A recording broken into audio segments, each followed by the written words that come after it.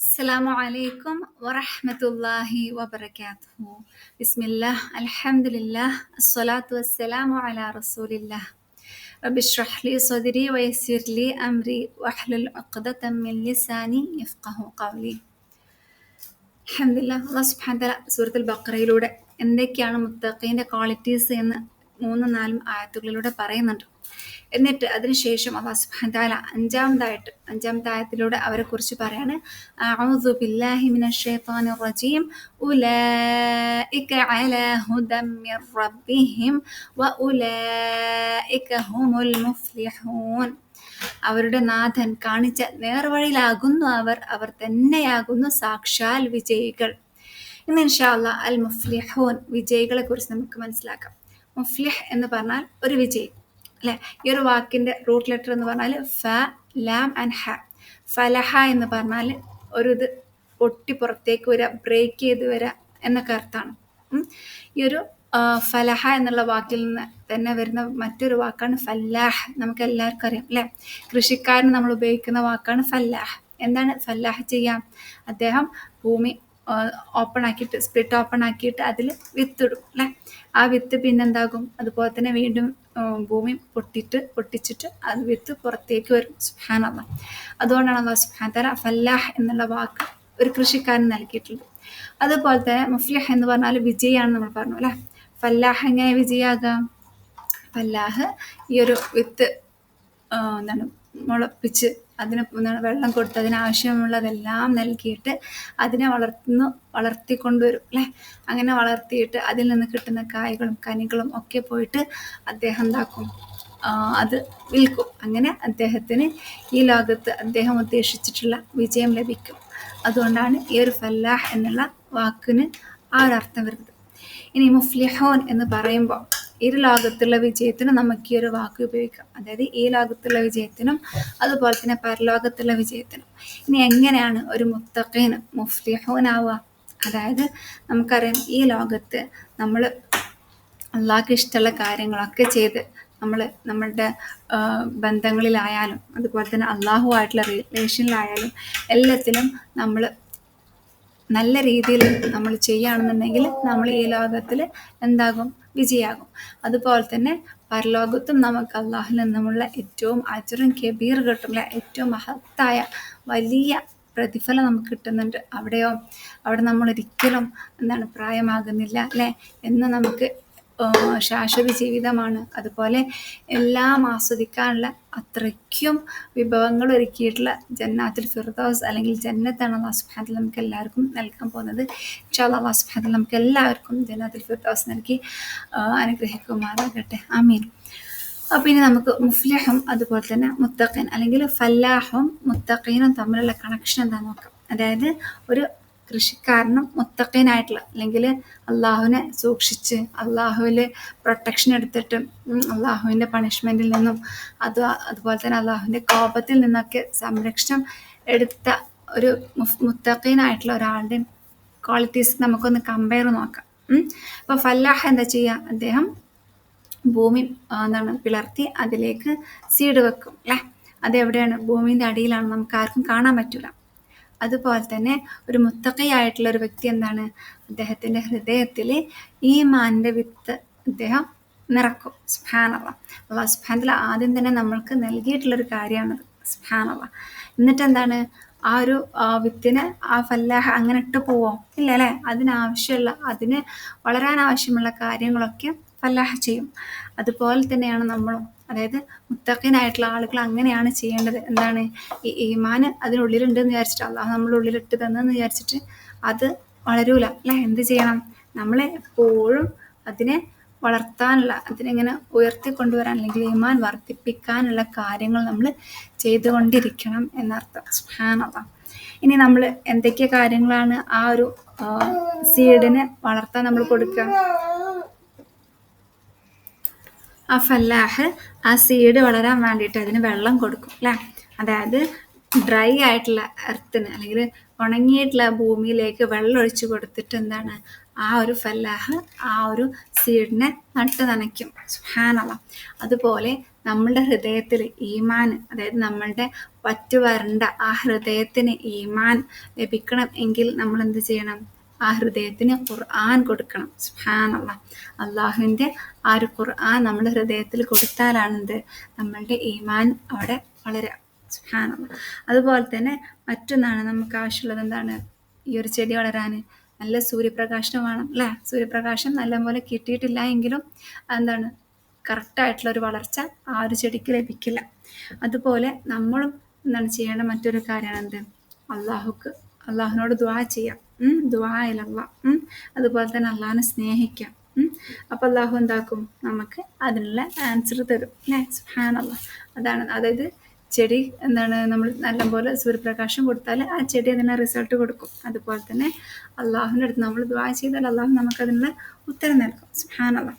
പിന്നെ അതുപോലെ തന്നെ മറ്റൊരാവശ്യം എന്ന് പറഞ്ഞാൽ ഈ ഒരു ചെടിക്ക് നല്ല മണ്ണ് വേണം അല്ലേ? തീരെ എന്താണ് ഫലമില്ലാത്ത മണ്ണാണെന്നുണ്ടെങ്കിൽ അതിന് വളരാൻ പറ്റില്ല. അതിൻ്റെ സാഹചര്യം അല്ലെങ്കിൽ അറ്റ്മോസ്ഫിയർ എതിരായിട്ടുള്ളതായിരിക്കും അല്ലേ? എതിരായിട്ടുള്ള അറ്റ്മോസ്ഫിയറിൽ ഒരു ചെടിക്ക് വളരാൻ ഭയങ്കര പ്രയാസമായിരിക്കും. പക്ഷെ അതല്ലാത്ത നല്ലൊരു എന്താണ് മണ്ണാണെന്നുണ്ടെങ്കിൽ അവിടെ നല്ല രീതിയിൽ ആ ചെടിക്ക് വളരാൻ പറ്റും. അതുപോലെയാണ് നമ്മളുടെ ചുറ്റുപാടും. നമ്മൾ നല്ലൊരു സറൗണ്ടിങ്ങിലാണെന്നുണ്ടെങ്കിൽ നമുക്ക് തീർച്ചയായിട്ടും നമ്മളുടെ ഈമാനെ നല്ലപോലെ വളർത്താൻ പറ്റും. പക്ഷെ നമ്മളുടെ ചുറ്റുപാടും ഭയങ്കര മോശമാണെങ്കിലോ നമ്മളെന്താകും? ഓട്ടോമാറ്റിക്കലി ആ ഒരു ചുറ്റുപാട് അനുസരിച്ചായി പോകും അല്ലേ? അപ്പം നമ്മളുടെ കൂടെയുള്ളവർ, നമ്മൾ ചൂസ് ചെയ്യുന്ന ഫ്രണ്ട്സ്, ഇതൊക്കെ എന്താണോ എപ്പോഴും ഈ ഒരു നല്ല മണ്ണ് പോലെയുള്ള നല്ല ആളുകളായിരിക്കണം. ഇനി ഫല്ലാഹിൻ്റെ മറ്റൊരു കാര്യം എന്ന് പറഞ്ഞാൽ ഫല്ലാഹ് എപ്പോഴും വർക്ക് ചെയ്തുകൊണ്ടേയിരിക്കും. അതായത് ആ ഒരു വിള എന്താണ് ഹാർവെസ്റ്റ് ചെയ്യുന്നത് വരെ ഈ ഒരു ഫല്ലാഹ് ഇങ്ങനെ വർക്ക് ചെയ്തുകൊണ്ടേയിരിക്കും. അതിനൊരു ബ്രേക്ക് ഒന്നും കൊടുക്കൂല അല്ലേ? അതുപോലെ തന്നെയാണ് മുത്തഖീൻ. അതായത് മരിക്കുന്നത് വരെ അമലു സ്വാലിഹാത്ത് ചെയ്തുകൊണ്ടേയിരിക്കും മുത്തഖീനായിട്ടുള്ള ആളുകൾ. മറ്റാളുകളോ ഞാൻ അത്രയൊക്കെ ചെയ്തു കഴിഞ്ഞു എന്ന് പറഞ്ഞിരിക്കും അല്ലേ? പക്ഷെ ഒരു മുത്തഖീനായിട്ടുള്ള ആളുകൾക്ക് ഇനിയും ചെയ്യണം, ഇനിയും ഞാൻ എന്താ എൻ്റെ റബ്ബിൻ്റെ ഇഷ്ടം കിട്ടാൻ ചെയ്യുക. അങ്ങനെ നമ്മൾ എന്താക്കും? കുറേ പ്രാവശ്യം അത് ചെയ്തുകൊണ്ടേയിരിക്കും. ഇനി അടുത്തൊരു കാര്യം എന്ന് പറഞ്ഞാൽ ഈ ഒരു ഫല്ലാഹ് കാരണം ഒരുപാട് ആളുകൾക്ക് പ്രയോജനം കിട്ടുന്നുണ്ട് അല്ലേ?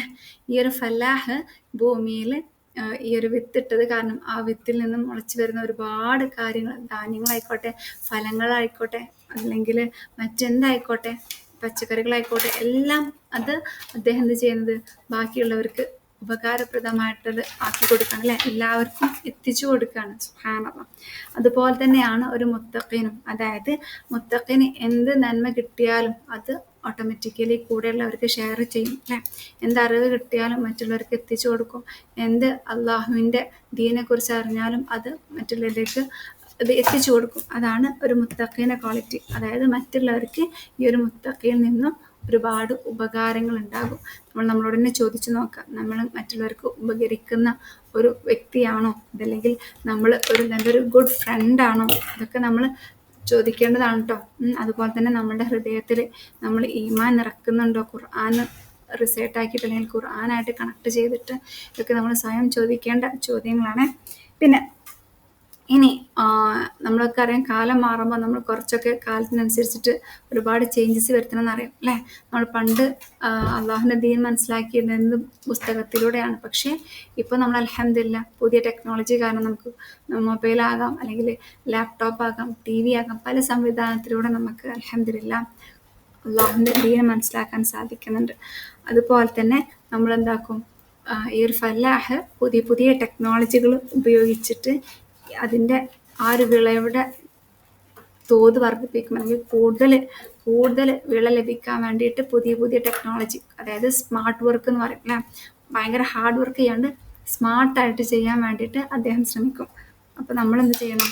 നമ്മൾ അതിന് പകരമായിട്ട് നമ്മൾ എപ്പോഴും ബെനഫിഷ്യലായിട്ടുള്ള ഉപകാരപ്രദമായിട്ടുള്ള അറിവ് നമ്മൾ ഇൽമുൻ നാഫിഅ നേടണം. അതല്ലാതെ കുറേ അറിവ് നേടുകയെന്നല്ല, നമ്മൾ നേടുന്ന അറിവ് എന്തായിരിക്കണം?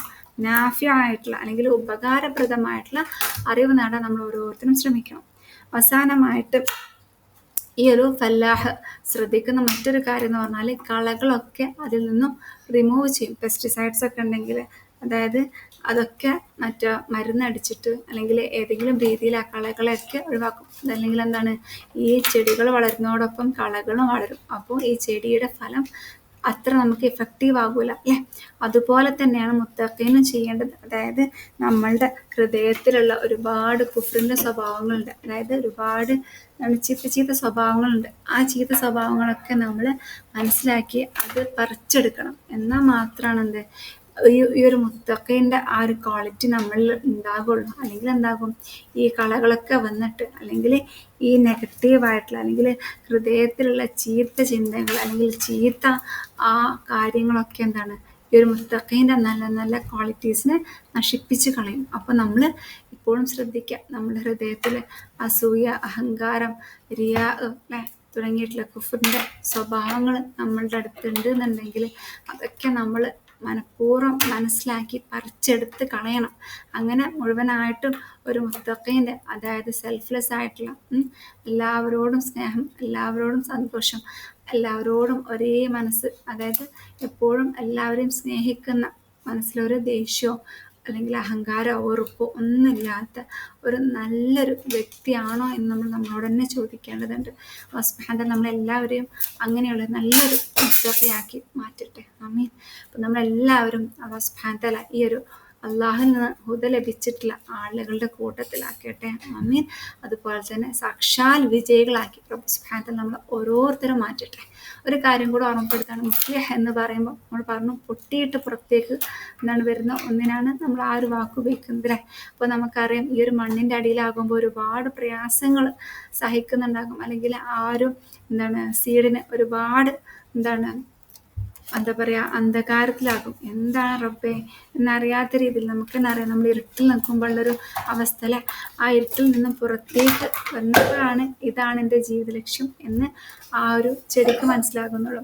അതുപോലെ തന്നെയാണ് നമ്മളും ഒരുപാട് പ്രയാസഘട്ടങ്ങളിലൂടെ പോകുമ്പോൾ മനസ്സിലാക്കിയത് അല്ലാഹു സുബ്ഹാനഹു തആല നമ്മളെ ഒരു മുഫ്ലിഹാക്കാൻ വേണ്ടിയിട്ടാണ് ഈ ഒരു ഘട്ടങ്ങളിലൂടെ ഒക്കെ പോകുന്നത്. നാളെ അള്ളാഹുവിൻ്റെ ജന്നാത്തുൽ ഫിർദൗസ് കാണുമ്പോൾ നമുക്ക് മനസ്സിലാക്കും ഇതിന് വേണ്ടിയിട്ടാണ് ഇത്രയും കഷ്ടപ്പെട്ട് പൊട്ടിയിട്ട് ഞാൻ പുറത്തേക്ക് വന്നിട്ടുള്ളത്.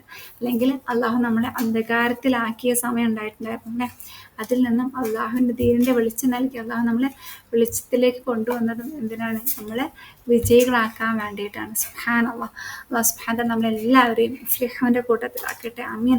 അല്ലാഹു സുബ്ഹാനഹു തആല നമ്മളെല്ലാവരുടെയും ഹൃദയത്തിൽ തഖ്വ നിറക്കട്ടെ. മുത്തഖിയാക്കിയിട്ട് നമ്മളെല്ലാവരെയും അല്ലാഹു സുബ്ഹാനഹു തആല ഈ ലോകത്തിൽ നിന്നും എടുത്തു കൊണ്ടുപോകട്ടെ. ആമീൻ. اللهم آت نفسي تقواها وزكها أنت خير من زكاها أنت وليها ومولاها. ربنا تقبل منا إنك أنت السميع العليم وتب علينا إنك أنت التواب الرحيم. السلام عليكم ورحمة الله وبركاته.